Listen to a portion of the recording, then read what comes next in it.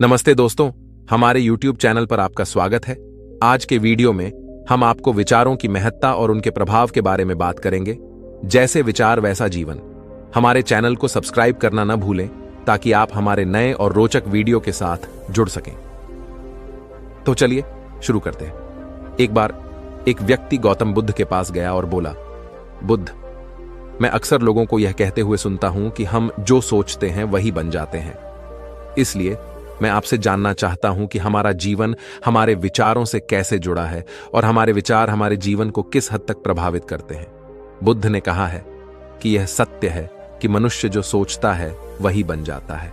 कोई भी विचार जिसे हम लंबे समय तक अपने मन में रखते हैं और उसके बारे में बार बार सोचते रहते हैं, हम वैसे ही बन जाते हैं। लोग उन्हीं के साथ अपना निर्माण करते हैं। विचार जिसके बारे में वह लगातार बनता रहता है। व्यक्ति का चरित्र उसके विचारों से भी बनता है। यदि विचार अच्छे हैं तो चरित्र भी शुद्ध होगा, और यदि विचार ही प्रदूषित हैं तो चरित्र भी बुरा होगा। अगर आप ध्यान से देखेंगे तो पाएंगे कि आपके जीवन का हर पहलू आपके किसी न किसी पहलू से जुड़ा है। आप आज जो भी हैं अपने विचारों की वजह से हैं। आपके विचार अच्छे या बुरे किसी न किसी तरह से आपके जीवन को अच्छा या बुरा बना रहे हैं। हम जैसा सोचते हैं वैसा ही हमारा चरित्र बन जाता है। जिस प्रकार स्वस्थ बीज के बिना कोई वृक्ष विकसित नहीं हो सकता, उसी प्रकार अच्छे विचारों और अच्छे चरित्र के बिना कोई भी मनुष्य सफल नहीं हो सकता। और यदि उसके विचार नकारात्मक हैं तो वह अपने जीवन को गलत दिशा में मोड़ देगा। उसी प्रकार हमारे जीवन में अपने विचारों और कर्मों के माध्यम से कई बीज बोए, और उस बीज का फल या तो हमें दुख दे सकता है या खुशी। यदि हमने सकारात्मक विचारों के बीज बोए तो हमें सफलता और खुशी मिलेगी। लेकिन यदि बोए गए बीज नकारात्मक विचारों के हैं तो सफलता और दुख साथ साथ चलेंगे। जिन लोगों को आप सफल और महान मानते हैं वे यहां ऐसे ही नहीं पहुंच गए। उन्होंने अपने विचारों पर नियंत्रण रखकर अपना चरित्र ऐसा बनाया कि और इसी चरित्र के बल पर उन्होंने महानता की ऊंचाइयों को छुआ। तो मूल रूप से आपके अंदर जो विचार हैं, यदि आपके मन में दूसरों के प्रति क्रोध, ईर्ष्या, घृणा है तो आप बाहर भी वैसे ही होंगे, तो आपको बाहर भी वही मिलेगा। तुम्हें ऐसे लोग मिलेंगे जो तुम्हारे साथ वैसा ही करेंगे। यदि तुम्हारे पास प्रेम, शांति, करुणा है तो तुम वैसे ही बन जाओगे और आप बाहर भी वैसा ही पाएंगे। और जो ऐसे विचार रखता है उसे सम्मान और प्यार दोनों मिलता है। असल में मनुष्य अपने जीवन का निर्माता स्वयं है। वह इसे बना या बिगाड़ सकता है। मनुष्य अपने चरित्र का निर्माण अपने कार्यों और विचारों से करता है। अपना समुदाय बनाता है, अपनी किस्मत खुद बनाता है। व्यक्ति ने कहा, लेकिन बुद्ध, मैं अपने विचारों से खुद को कैसे सुधार सकता हूं? बुद्ध ने कहा था कि अगर तुम खुद को सुधारना चाहते हो तो सबसे पहले अपने विचारों पर ध्यान देना शुरू करो। तुम्हें यह देखना होगा कि तुम दिन भर क्या सोच रहे हो। क्या तुम दिन भर मन में बुराई और लोगों के प्रति नफरत पाल रहे हो? आपको बस इस बात पर ध्यान देना है कि आप अच्छाई की ओर जा रहे हैं या बुराई की ओर। जब आप अच्छे से समझ जाएंगे कि आपके दिमाग में अच्छे विचार चलते हैं या बुरे, तभी आप अपने सोचने के तरीके में बड़ा सकारात्मक बदलाव कर पाएंगे। आपके अंदर कभी न खत्म होने वाला खजाना है। आप नहीं जानते कि आप क्या कर सकते हैं। आप किस तरह की अद्भुत शक्तियां प्राप्त कर सकते हैं। आपने महान योद्धाओं और महान लोगों के बारे में तो सुना ही होगा। यदि आपको उनकी शक्तियों पर विश्वास नहीं है, आपको बस यह मानना होगा कि आग के बिना धुआं नहीं होता। जरूर उनमें कुछ तो बात होगी जिसकी वजह से उनके बारे में इतना कुछ लिखा और कहा गया है। तो वे कौन लोग थे जो दुनिया में महान योद्धा और आदर्श के रूप में पूजे जाते थे? अगर हम थोड़ा और गहराई से सोचें तो ये वे लोग थे जिन्होंने अपने भीतर के अटूट खजाने को पहचाना। वे लोग अभ्यास करते रहे और सभी की भलाई करने वाले लोगों की मदद करके खुद को बेहतर बनाते रहे, और वे दुनिया में महान और अमर हो गए। और अगर आप भी ऐसा ही करना चाहते हैं तो सबसे पहले आपको अपने विचारों पर ध्यान देना होगा। बुद्ध ने आगे कहा, एक मानव मन बगीचे से तुलना की जा सकती है।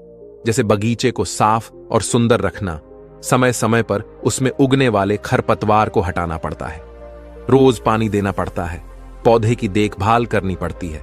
उसी तरह हमें अपने मन को भी सुंदर और सकारात्मक बनाए रखने के लिए उसका ख्याल रखना होगा। इसमें से लगातार नकारात्मक विचारों को हटाकर सकारात्मक विचारों को जगह देनी होगी। इसके लिए हमें डर, चिंता, नफरत और ईर्ष्या जैसी भावनाओं से खुद को दूर रखना होगा और इसके लिए आपको अपने अंदर चल रहे विचारों पर लगातार ध्यान देना होगा। किसी भी व्यक्ति के अंदर उठने वाले विचार और उसका चरित्र अधिकतर उसके आसपास के वातावरण और परिस्थितियों पर निर्भर करते हैं। लेकिन इसका मतलब यह नहीं है कि किसी व्यक्ति की स्थिति खराब है, यानी उसके विचार सदैव त्रुटिपूर्ण रहेंगे। वह उन पर ध्यान देकर अपने विचारों को बदल सकता है और जैसे ही उस व्यक्ति के विचार बदल जाते हैं तो उसका चरित्र और उसके काम करने का तरीका अपने आप बदल जाता है। यह सभी चीजें धीरे धीरे सीखनी होती हैं। विचारों के काम करने के तरीके को समझना होगा। आपको सबसे पहले यह स्वीकार करना होगा कि जो काम सामने वाला कर सकता है वह आप भी कर सकते हैं। आपको बस इसका बार बार अभ्यास करने की जरूरत है। नई चीजें सीखने की जरूरत है। जैसे जैसे आपका मन बदलेगा, आपकी परिस्थितियां भी बदल जाएंगी। आप जो भी विचार बीज रूप में अपने मन में डालते जाएंगे, यह धीरे धीरे आपके चरित्र और आपके कार्यों में दिखना शुरू हो जाएगा और एक बार वह विचार आपके अंदर जड़े जमा लेगा तो आपको सफल होने से कोई नहीं रोक सकेगा। लेकिन अगर वह बीज या विचार नकारात्मक है तो आपको भी असफलता से कोई नहीं बचा सकता। इसलिए अपने विचारों के प्रति बहुत जागरूक रहने की जरूरत है। आप अपने अंदर किस तरह के विचार ला रहे हैं? एक बात हमेशा याद रखें, हमें वह नहीं मिलता जो हम चाहते हैं, बल्कि हमें वह मिलता है जो हम हैं और हम अपने विचार हैं। इसलिए इच्छा करना और उस इच्छा के बारे में अच्छा सोचते रहना और उसे पूरा करने का प्रयास करना दो बिल्कुल अलग चीजें हैं। क्योंकि इच्छा तो हर कोई करता है, लेकिन उस इच्छा के बारे में लगातार सकारात्मक सोचना और उसे पाने के लिए कड़ी मेहनत करना बहुत ही कम लोग ऐसा कर पाते हैं। इसलिए अगर आप अपनी परिस्थितियों को बदलना चाहते हैं तो सबसे पहले आपको खुद को बदलना होगा। लेकिन ज्यादातर लोग अपनी परिस्थितियों को तो बदलना चाहते हैं, लेकिन अपने सोचने और काम करने के तरीके को नहीं बदलना चाहते। और अगर लोग ऐसे ही रहेंगे तो उनके हालात कभी नहीं बदलेंगे। उस व्यक्ति ने कहा कि बुद्ध हमारे विचारों का हमारे शरीर पर क्या प्रभाव पड़ता है।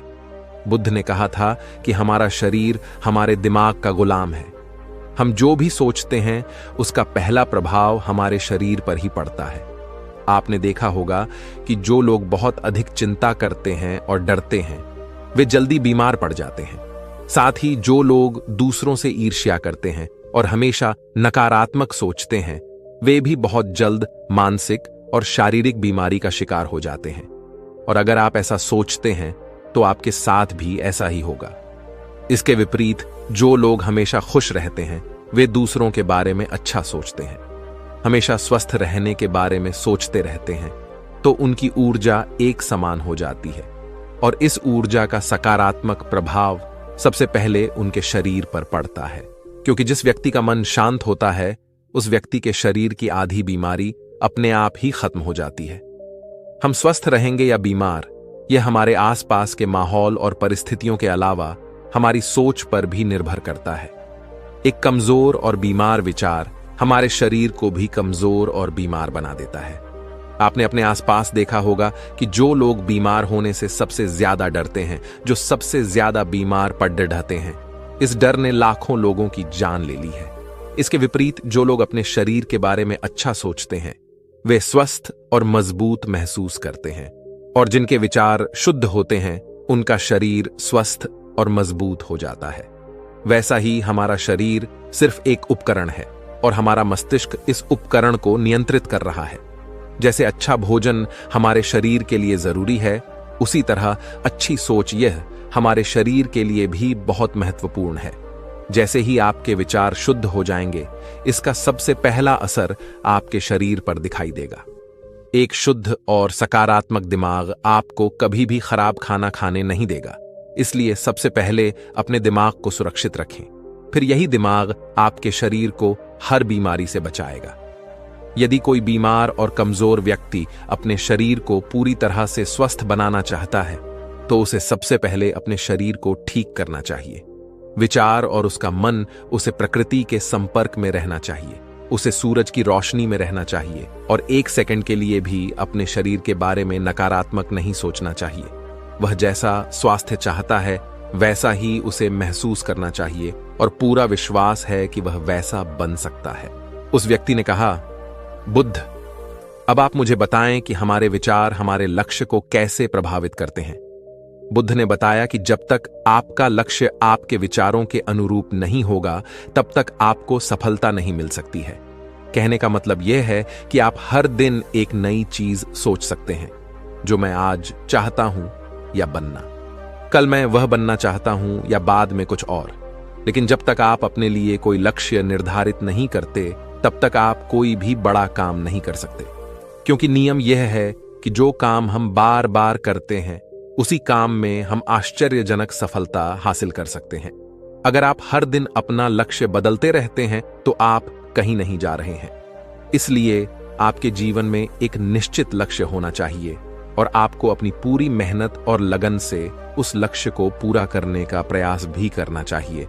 और इसके लिए आपको अपने सभी विचारों को अपने लक्ष्य पर केंद्रित करना होगा, अन्यथा आपके विचार बिखरे रहेंगे और हो सकता है कि एक बार आप असफल हो जाएं या आपको शुरुआत में कोई सफलता न मिले तो दूसरों को देखकर आपके मन में यह ख्याल आने लगा कि यह काम तो आसान है, जब वह इस काम में सफल हो सकता है तो मैं भी सफल होकर अच्छा पैसा और नाम कमा सकता हूं।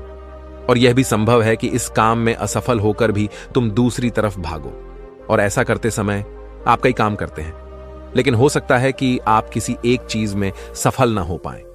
इसलिए आपको पहले एक चीज तय करनी होगी, तभी आपके विचार एक काम पर फोकस कर पाएंगे। अब आपका वह लक्ष्य कुछ भी हो सकता है, चाहे मन की शांति पाना हो या अमीर बनना हो, लेकिन याद रखें, लक्ष्य वही है जो आपके विचारों को एक दिशा में केंद्रित रख सके। यदि आप बार बार अपने लक्ष्य हासिल करने में असफल हो रहे हैं तो इसका मतलब यह नहीं है कि आप इसे हासिल नहीं कर सकते, बल्कि इसका मतलब है कि आपके पास अपने लक्ष्य को हासिल करने का तरीका गलत है। इसलिए आपको अपना लक्ष्य नहीं बदलना है, बल्कि अपनी सोच और अपने काम करने का तरीका बदलना है। अगर आप ऐसा करेंगे तो आप धीरे धीरे सीख जाएंगे और अपने लक्ष्य तक पहुंच जाएंगे। अपनी असफलताओं से कभी मत डरो। अगर आप कुछ बड़ा हासिल करना चाहते हैं तो आपको अंदर से बहुत मजबूत होना होगा, क्योंकि चाहे आप कुछ भी करें, लोग अक्सर आपको अपनी बातों से कमजोर और हताश करने की कोशिश करेंगे। इसलिए अगर आप डरेंगे तो आप अपने किसी भी लक्ष्य में सफलता हासिल नहीं कर पाएंगे, क्योंकि डर आपकी सभी आशाओं को नष्ट कर देता है और आपके सभी विचार केवल आपके डर तक ही सीमित रह जाएंगे। और डर डर कर आप अंततः खुद को शारीरिक और मानसिक रूप से बीमार बना लेते हैं। तब आपको समझ आएगा कि आपने अपने झूठे डर के एहसास में कितनी बड़ी गलती कर दी है, और फिर आपके लिए खुद को उस स्थिति से बाहर निकालना बहुत मुश्किल हो जाएगा।